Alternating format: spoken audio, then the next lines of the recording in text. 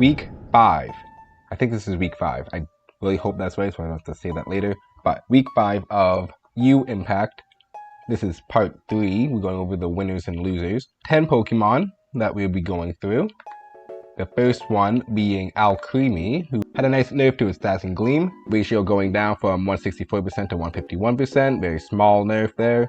15% nerf when you get its plus at level, I think that's level 12, you will get the Dazzling Gleam plus. And then also a nerf to its Sweet Scent. So we got big nerfs to its damage all around. It was definitely doing like a lot of damage early on. Definitely it's like, you know, good to be a lane bully, but healing all this amount and bullying the other team this hard is not so fun to play against. It's still gonna actually like stick in our must play tier though for this week. Alcremie just being that solo queue god essentially when it comes to supports ever since Psyduck kind of got those nerfs. And next we got Comfey, who got buffed with his HP. Early levels is relatively the same. You can really feel that at these later levels. Level 12 you're getting a 300 increase, level 15 400 point increase. And also increases to its defense and special defense, just like the previous Pokemon. A lot of Pokemon getting this late game increase for their defenses, kind of put them in line with the power creep we kind of saw. Also seeing a buff to its Triage, 18% of its max HP to 22%. Sweet Kiss getting buffed as well. Honestly, I don't know why we're buffing Comfey. It's incredibly strong already. It's really not fun to even play against. I don't even know many people who actually even enjoy playing as Comfey, so I would rather not see this Pokemon get buffed, but here we are. Sweet Kiss Plus also getting buffed. It's going to stay in the relatively same position, kind of hovering at the top of this not bad tier. If you want to be the guy to play Comfey and you have a good duo partner to play with, yeah, you're going to be doing so good. Next going on is Ho-Oh getting nerfed. Sacred Fire getting its range decreased from 8.5 to 7 meters. Fireball's radius also decreasing by 0.5, and the flight duration. Honestly, the flight duration decreased from 8 seconds to 6 seconds is the most impactful one you're going to feel. Very slight nerfs, and just like the ones we already went through, it's not going to change his position whatsoever. The only argument you can really have for moving Ho-Oh in any position always is kind of sitting at that healthy 75%, so 3 and 4 games you're playing, you're probably going to see Ho-Oh be banned, which is really annoying. Not as bad as Latios though, which is 9 and 10 games you're going to see him banned. Again, why he will, well, we'll get to Latios there. But 75%, you're going to be getting him enough times. There's so many other Pokemon that are going to be banned, and I think it's a good time to put to keep Ho-Oh in that must play. It's just night and day between him and these other defenders right now, sadly. Next, we are going to talk about our favorite legendary in the game, Latias, who, oh boy, came out in a weird state. It was strong, had a lot of damage, but like kind of pointless with the current meta. We have such a heavy attacker meta and a Pokemon coming out that only really focuses on boosting special attack and reducing the special defense of the enemy team. It's just not going to perform well because of that until we get more special attacking all-rounders. Being said, Mist Ball buffed, going from 20% to 60%, seeing a 200% increase on that. Same thing with its damage. It now has an area of effect damage. Also going to be doing the 20% of that first move. So honestly, something that is going to be more like, I think Alcremie has a move kind of like this, but yeah, I don't know why it didn't actually have that originally. It was kind of a no-brainer to give that to it. Movement speed reduction going to 30% to 40%. So you're going to be almost feeling half your speed disappearing from that. Dragon Pulse getting buffed, seeing a 50% increase, so going from 100% to 120% of your special attack, so you're going to see a lot of more health back. We're going to be getting more projectiles, so stacking up is going to be a lot more worthwhile. Dragon Breath also buffed with its movement speed reduction. Actually, you're going to gain some. You were previously not going to gain any until you got the Dragon Breath Plus. Very nice you're going to get that a little bit earlier. So all those being said, it still doesn't really change what Latias does. It kind of just puts Latias more into like a role where it can solo carry itself.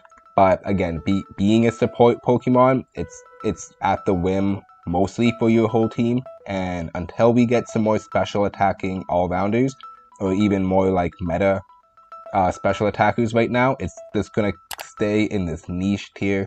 I think we'll put it I guess we'll put it right under Hoopa. There's a lot of support capability with Hoopa. I mean, especially with those portals he can throw on the map and bring everyone to a team fight. Something that you're gonna get a lot more value out of the Hoopa right now. Even if you want to go like full special attacking Hoopa for some reason, you're probably still gonna get more value. Latios is next, and we got Telekinesis that was buffed. Ratio going from 75 special attack to 98%, so cooldown is decreased from 8 seconds to 7.5 seconds. Second use requirement has been changed, so it no longer requires the first telekinetic bolt to hit. The stun duration when cast is used on the target used by the first telekinetic bolt increased, going to a full second. It's funny how they actually increased it from the 0.5 because, as we've seen with the recent patches, they've moved down, like Mewtwo stun or Psyduck stun. They've moved down the throw duration to 0.5 from 1 second, and it's just, this move is so bad. They're moving it from, like, they're actually buffing it to be longer than most stuns in the game. It's just that underused, which is, I personally think, very funny. Stun duration when second cast is used on a different target than the first one marked by the first telekinetic bolt increased 0.7, making that 1 second, just like the aforementioned buff. Projectile speed has been increased, and the range has been increased. All of that to buff a move that you should just not run. There is no reason not to run Luster Purge. There'll never not be a reason to run Luster Purge. Draco Meteor gets buffed.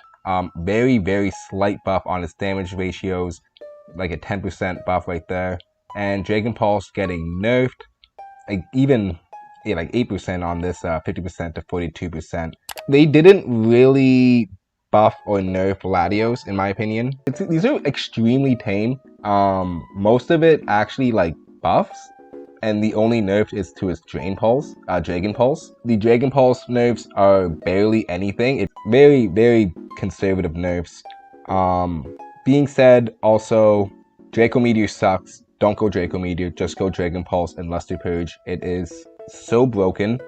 If you just want to experiment, then sure, go Draco Meteor. But if you're trying to win a game, just farm with Dragon Pulse, get 100 to 120 Aeon stacks, and like you're good. Like, just play passively, don't overcommit. You're gonna win the game. It's extremely easy to win as Latios. But also, we'll be at the top of the solid pick because, again, 90% ban rate. It's if you're going to play Latios in a ranked game that has a draft pick, then be very grateful. That is not likely to happen again. Moving on, we got our boy Miraidon, who had the HP defense and special defense buffs, as well as a buff to its charge beam going from 70 to 74%, and its damage boosted per tick from an 18.9 to a flat 20%. Slight conservative buffs on Miraidon, but enough to honestly put it a bit higher than it was last week. I think we can easily put this ahead of the Yellow Rat. The zoning capabilities on Miraidon are much, much better since you have a lot more range to work with, and honestly, these damage ratios is just enough to kind of give him that early game dominance where it's hard for Miraidon now to lose a lane. Like, even when he's going up against other ranged attackers, he's always going to win that range fight, and he has slightly more damage now to just make you respect him a lot more. So, really good buffs for Miraidon, and we'll put him up a little bit higher. Next, we're going to go to Alolan Raichu, who, again, moved. So, Alolan Raichu had moved down from the last week. Its win rate honestly dropping to one of the lowest that an attacker has had. However, it has been doing much better for this week. Electro Ball being buffed, 176% and 193% on the special attack. The damage activated by Thunderbolt also going up to 213%, and Electro Ball Plus getting buffed for its damage over time. Also the Thunderbolt being buffed, Paralysis going from 1 second to 2 seconds. Although everything is really all about this Electro Ball buff, and Electro Ball has now become a lot better. Like when Alolan Raichu released, it looked like Star Power was going to be like one of its best sets to run because it was kind of hard to set up Electro Ball and there wasn't much value. But these buffs give you so much value, and putting like 2 Electro Balls in a single bush, you can pop an attacker like half HP around like level 12. So extremely efficient buffs to get for a Pokemon who's already this oppressive in the early game. I think we're going to put him right above Dragapult right now. Again, just Electro Ball really getting some really good buffs, and I mean, Duraludon is also a good example of like, you really just gotta buff one move and you can change the whole trajectory of how this Pokemon is played. Even change on like what's the best move set, just all because of the slightest ratio changes. So nice to see Alolan Raichu buffed again. Still a very scary attacker to run into by yourself. Next we got Suicune, and Suicune has a nerf to its Avalanche. Its damage from its falling snow, its base damage going down from 160 to 120. Also its Clump of Snow going from 240 to 180, so a nerf by 60 damage on that one as well. So some base damage nerfs. Honestly, something that they should probably do on more of Suicune's moves, but it is a good start on making Suicune not as oppressive as it currently is. We're still going to put it above Zacian as their best all-rounder, and a lot of it just has to do with the versatility of this Pokemon. It's still an extremely good all-rounder if you want to go full damage with it, but going support Suicune is one of the best support builds you can currently do right now. Much better example of a damage dealing support than Latias. So last we got Urshifu, who, oh man, Urshifu really needed some buffs. Really needed some buffs.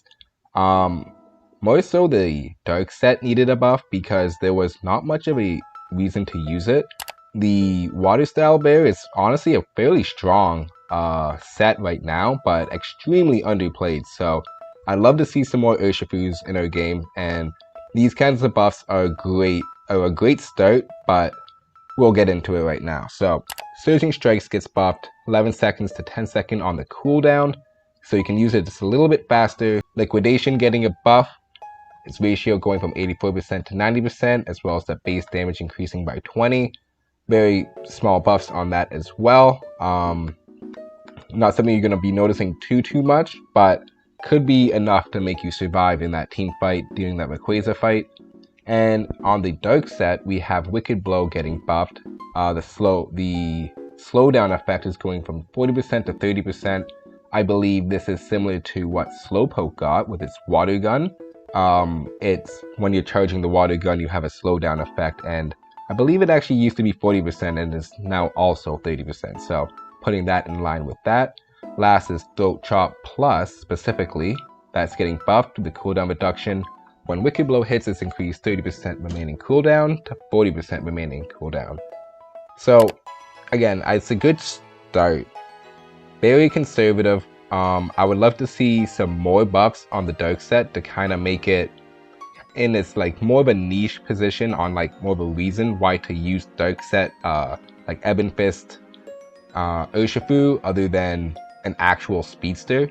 So for this week, we're going to put Urshifu just under Mewtwo X for the Water style, and the Dark style is still going to be could be better tier, right beside his friend Caesar, who's kind of suffering the same thing with Scyther being, in my opinion, just so much of a better pick than Caesar. So that's going to be the winners and losers for this week.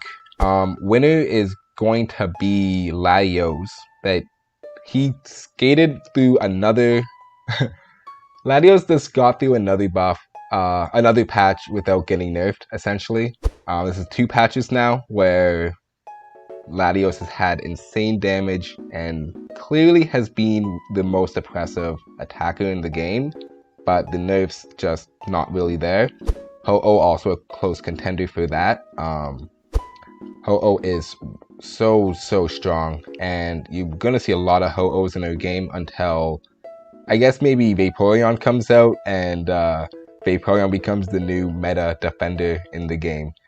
As for the losers in the patch, I think we may have to give it to Dark Fist Urshifu. It was very nice seeing Urshifu on the patch notes, but it's clear that these patch notes are extremely small, extremely conservative, and maybe we'll continuously see them kind of adjust them, tune them in the background, slowly patch in, patch out, as we've seen them do with some of these other Pokemon, and we'll start seeing their play rate increase a little bit. So that has been week 5, the U Impact tier list, part 3, that new surprise patch that came out.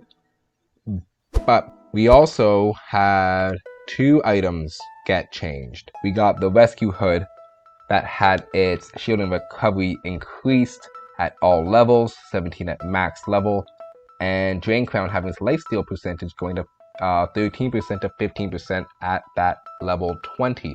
So let us quickly see an item tier list, since I don't believe we have done one actually. So it's similar to our last tier list. So we got the Brik in the last place. We have changed this to the niche item. Got the not bad tier, a solid item tier, and the items that you should probably max first, or the ones that you definitely want to prioritize getting to a high level. First, let's put the Zacian Sword in the Zacian tier. That is level 30 at all times, so there is no point in maxing that. Let's start with our max first tier though. So items you should probably be maxing first, and ones I do recommend. You have to put both bands up in there. You're going to be using them on most physical attacking sets. If you're going to be running a tank, you're going to be most likely using this red band. If you are unsure on what to run, it is something that will give you both your defenses. Just a clutch item to always have in your back pocket. Enough of the bands. Let's go on to the next item that is a must max, and that actually will be both of your crit items. But yeah, your Grip Claw and your Scope Lens. Those are also items that you are going to want to max, because there's a lot of Pokemon in the game that actually use crit. Crit is a great stat. It will give you those KOs that you need. If you're going to play like a lot of attackers and such, like Decidueye, Greninja, Cinderace, the Scope Lens is a great item to max. But if you're going to play like Blaziken or Zeraora, All-Rounders or Speedsters that focus on doing crit damage, then the Grip Claw is a great item to max. And the next item we're actually going to be putting in our max first will be the EXP share for any people who want to be playing support or defender. If you're going to be playing ranked games a lot, you will be probably filled into the support or defender role at least a couple times. I mean, it is a given you will be playing this role. And you're pretty much going to need to have this, and your team is going to love you. And the difference on a lot of games is whether or not someone is running the EXP share. You'll see that huge level difference, and you'll win a lane because of it. Let's go on to our solid items right now. And we got basically both our stacking items for the physical attackers. So solid item is going to be kind of, are you more of a physical attacker player or a special attacker player, or maybe you enjoy playing tanks, right? These are your secondary items that you would probably want to level up. You know what? Actually, before we move on to there though, let's throw this Slick Spoon up into the max first tier. Choice Specs is going to give you the most damage increase out of any special attack. So, speaking of solid items though, we will be putting the Wise Glasses with the Drive Lens in here. These are probably your second best special attacking items in the game. Something you're going to be pairing most of the time with your Slick Spoon.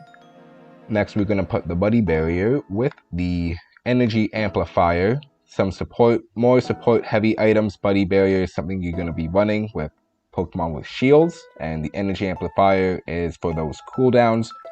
Pokemon like Caesar actually do very well with cooldown items like that. Ao's Cookie is something that tanks would love to run as well. So that is also going to go in our solid item right now. Let's go on actually to our niche pick, skipping this not bad for now. And there's actually a lot of niche items in this game. So we got both the incenses.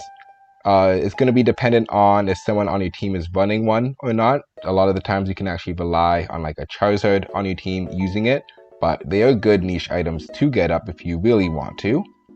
Definitely do though, would recommend getting anything above in these max first or solid tier max before moving on to this niche. Also going in the niche will be the Shell Bell. There are a couple Pokemon that will get some value out of that, like Sylveon, even Venusaur to some extent. We will also be putting the Resonant Guard in here. Pokemon with shields, tanks, Wigglytuff even is actually not a bad example of using the Resonant Guard, although there are some better tank items.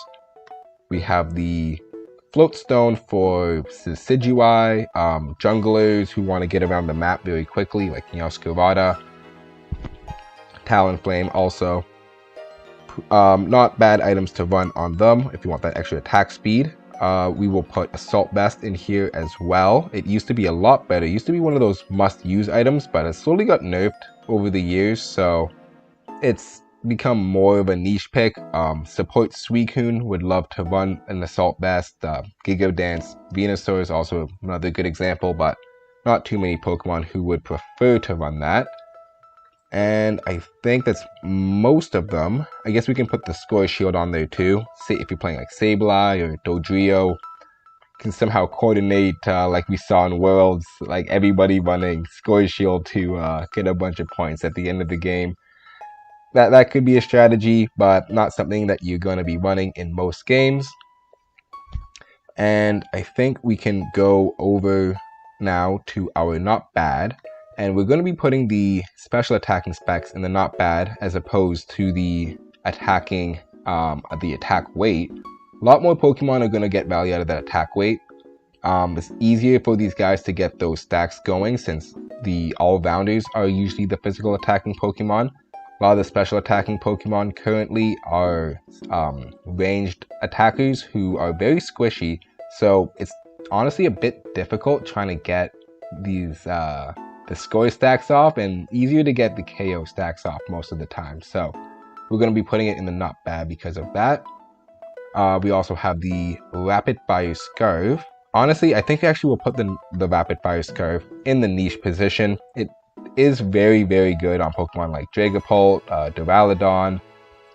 Many attackers would actually love to run this Rapid Fire Scarf, but there's just as many Pokemon who would probably avoid going this item. So I would be a bit conservative on if I would be using it or not. I think going back up now to the not bad tier, we'll put the Weakness Policy.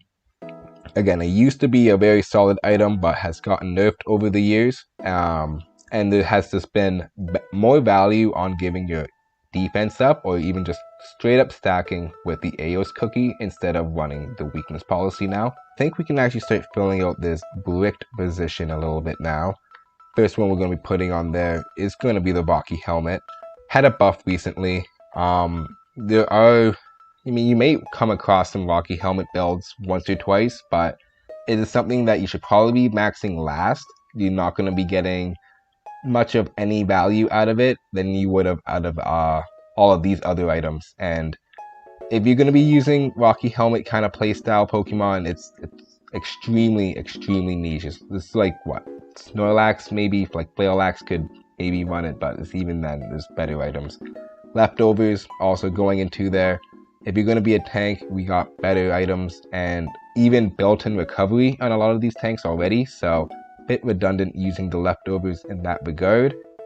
Actually, no, the Choice Scarf we'll put into the Brick position as well. Very sad to see this item on its release. It looked like it could have replaced a couple, like, the Rapid Fire even, as the attacker item of choice, but there's just not really enough of a boost or a reason to use it. The movement speed's nice, but just, again, not impactful enough to full out drop one of these other items. So moving on, we got the amulet coin, and we'll put that in the niche position. We can actually put that right beside. We can do a little bit of ordering here. But yeah, we'll put it right beside the score shield. It's going to be run on the same kind of score comp if you're going to be doing this kind of set, just backdooring points. And it did release in a very weak state. It did get that buff that made it a lot more usable, a lot more valuable. Better than the choice scarf at least, but it will never not be a niche item because of the nature of this item. Next, we're actually going to be putting the charging charm in the not bad. Perhaps it'd actually feel a little bit better if we put the float stone in the not bad and this in the niche, because float stone, honestly, you will be getting a little bit more usage out of it. A lot more Pokemon would probably prefer using that float stone instead. So now that we've placed everything, we got our last two items, the Rescue Hood and the Drain Crown. So Rescue Hood being a support heavy item, only focusing on shield and recovery. The increase on it extremely slight, and it's going to remain as a niche item. As you would probably expect, being a support item, especially focusing on just healing and shields, something that not every support even does, is going to kind of keep it from being a item you want to max first. Again, EXP share item, every single support is going to want to use, something you definitely want to max first before doing this Rescue Hood. And even if you had a second option, Buddy Barrier is, a lot of supports do give you a shield with the Unite move, so Buddy Barrier, great option as well. Drain Crown as our last item, the lifesteal percentage going up very, very slightly. It's actually only a 2% increase. And it's fun to use the Drain Crown. There's some builds that I would say it could honestly be better to use the Drain Crown. It's gonna stay in niche. It had a bit more recovery, or could even like go through shields. Like you can recover through the shields of other Pokemon. And I could probably put that in a more consistent position. Right now, you would definitely need to already have lifesteal built into your kit for this to get any sort of real value. We'll put it just kind of around this end part where there's less Pokemon that are going to be wanting to run this item. And on the top side of the niche, you're going to find there's going to be more Pokemon who will actually benefit from running this. It's all just going to be dependent of your playstyle and kind of what your Pokemon is just aiming to do in the game. So that is that. We have gone through both tier lists. Hey guys, Brik Pine here, and before we finish this video, I just want to go over the poll that I put up last week. So I asked you guys which of the upcoming releases that you guys are most excited for out of the 4 that we know are coming to the game. We had, not too surprisingly, Palmot down at the 9%. There's a little bit of hype for it, but most of this hype is going to be reserved for the month of September and October. We had Empoleon leading next with the 26%, and Delmies and Vaporeon were actually going neck and neck, and it was honestly really down to the wire, down to the last day, but Vaporeon pulled ahead of Delmies at 35%, Delmies at 30%, and honestly, if you have to ask me, I am just super hyped for all 3 of these Pokemon coming. I've been needing to finish this evolution line for a while now, so seeing how we only have 2 more evolutions to add to the game is very nice. I've also been asking personally for Empoleon to come. I really wanted us to get started with these Gen 4 starters, and we're finally getting it done. So, Infernape next, fingers are crossed on that. And as for Delmies, I mean, we needed a hook mechanic in this game for so long. A lot of this is echoed in the community. You can even see here, Astronova mentioning that Hui from Honor of Kings even has a hook mechanic, right? Fresh and Blitzcrank from League of Legends, and Roadhog from Overwatch. So congratulations to Vaporeon for winning in the poll. Be on the lookout tomorrow for another poll for the week. Don't forget to like and subscribe, comment and share if you enjoyed the video. And until next time guys, stay nasty.